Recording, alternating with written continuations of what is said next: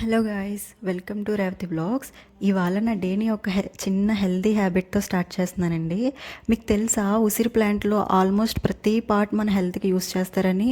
నిజమండి. ఈ చిన్న ఉసిరికాయ మన బాడీకి పవర్ఫుల్ విటమిన్ సితో ఇమ్యూనిటీని స్ట్రాంగ్ చేస్తుంది. అలాగే ఇప్పుడు ప్రతి వాళ్ళు ఫేస్ చేసే మెయిన్ ప్రాబ్లం హెయిర్ ఫాల్. ఈ హెయిర్ ఫాల్ అవ్వకుండా ఈ ఉసిరికాయ చాలా హెల్ప్ చేస్తుందండి. అలాగే మన స్కిన్ కూడా గ్లో అవ్వడానికి చాలా హెల్ప్ అవుతుంది.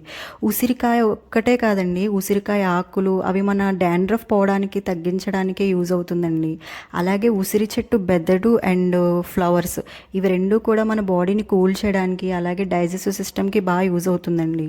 అలాగే సీడ్స్ రూట్స్ కూడా మన ట్రెడిషనల్ రెమెడీస్కి కూడా చాలా బాగా యూజ్ చేస్తారు.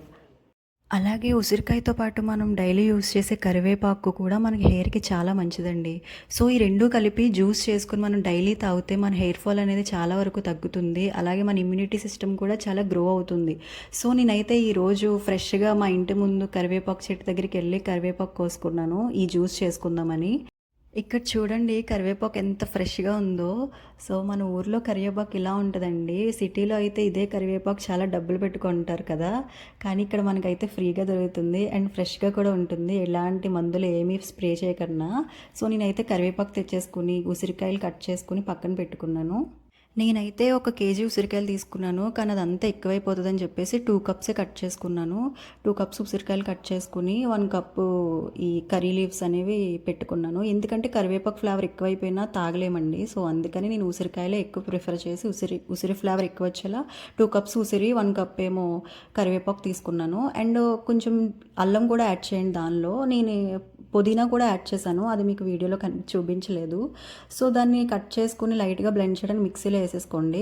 ఇది పెద్ద ఏం కష్టం కాదండి. కట్ చేసుకుని దాంట్లో వేసుకొని కొంచెం లైట్గా వాటర్ వేయాలి, ఎందుకంటే బ్లెండ్ అవ్వడానికి. తర్వాత మీరు స్మూత్గా బ్లెండ్ చేసుకోవాలి. నేనైతే ఉసిరికాయ ఫస్ట్ బ్లెండ్ చేశాను, ఎందుకంటే కరివేపాకు మింటు అల్లం ఇది నేను తర్వాత బ్లెండ్ చేసుకున్నాను. వీటిలో కలిపితే అవి సరిగ్గా బ్లెండ్ అవ్వండి. సో ఇది బ్లెండ్ అయిపోయిన తర్వాత మనం కరివేపాకు మింటు అల్లం ఈ 3 కూడా కలిపేసుకొని బ్లెండ్ చేసుకొని ఫిల్టర్ చేసేసుకోవాలి. ఇలా ఫిల్టర్ చేసిన తర్వాత ఒకసారి కలుపుకోండి. నేను వీడియోలో చూపించినట్టుగా అది బాగా జ్యూస్ అంతా వచ్చేసేలా ఫిల్టర్ చేసుకోవాలి. మీకు అవ్వకపోతే క్లాత్లో వేసుకొని పిండితే మీకు జ్యూస్ అంతా కూడా బయటకు వచ్చేస్తుంది. సో ఇలా చేసుకున్న జ్యూస్ ఒక గ్లాస్ జార్లోకి తీసుకోండి, ఎందుకంటే మీకు ఇది 1 వీక్ వరకు స్టోర్ ఉంటుంది ఫ్రిడ్జ్లో పెట్టుకుంటే. సో మీరు డైలీ కొంచెం తాగినా 1 వీక్ వరకు వస్తుంది ఇది. దీనిలో లెమన్ అండ్ సాల్ట్ కూడా యాడ్ చేసుకోవచ్చు. దీనివల్ల ఏంటంటే మీకు అంత వగరగా కూడా అనిపించదు. సో నేనైతే సాల్ట్ యాడ్ చేసుకున్నాను, మీరు లెమన్ కూడా యాడ్ చేసుకోవచ్చు. అంతే అండి, మన జ్యూస్ అయితే రెడీ అయిపోయింది. సో మీకు ఈ వీడియో నచ్చితే లైక్ చేయండి, షేర్ చేయండి, సబ్స్క్రైబ్ చేయండి. Thank you for watching. See you in the next video. Bye.